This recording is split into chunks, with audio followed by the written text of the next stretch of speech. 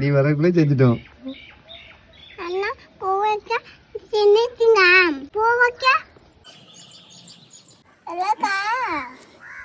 செம்மையா இருக்கு என்ன? அவன் இப்படி வரும்னு நான் எதிரே பார்க்கல. சாப்பிட எப்படி இருக்கு?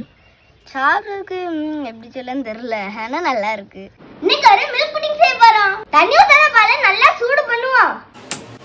இது கொதிக்கட்டும்.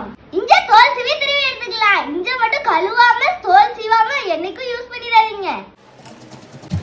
இதுல தான் நம்ம புட்டிங் செய்ய போறோம். இதுலயே இஞ்சி சாறு எடுத்து வச்சுக்கலாம். அதுக்குள்ள பொங்கிட்டு பாலுக்கு தேவையான சீனி போட்டுக்கலாம். ஆஃப் பண்ணிடலாம். பால் நல்லா சூடா இருக்கு. இப்போ இதுக்குள்ள ஊத்தணும். அதுவும் தூக்கி ஊத்தணும். ஊத்தி வச்சிரு. அப்படியே அசையாம இருக்கட்டும். ஒரு 1/4 நேரம் அசையாம வச்சிருந்த புட்டிங் ரெடி ஆயிருச்சு. சொன்னா நம்ப மாட்டீங்க, நான் இதுவரை செஞ்சதே கிடையாது. பாருங்களேன், நல்லா கெட்டியான தயிர் மாதிரி இருக்கு. சாப்பிட்டு பார்த்துருவோம். இஞ்சி இருக்குல்ல, காராதா? இந்த இஞ்சி காரம் கொஞ்சம் அதிகமா இருக்கு. இனிப்பு கொஞ்சம் கம்மியா இருந்த மாதிரி இருக்கு.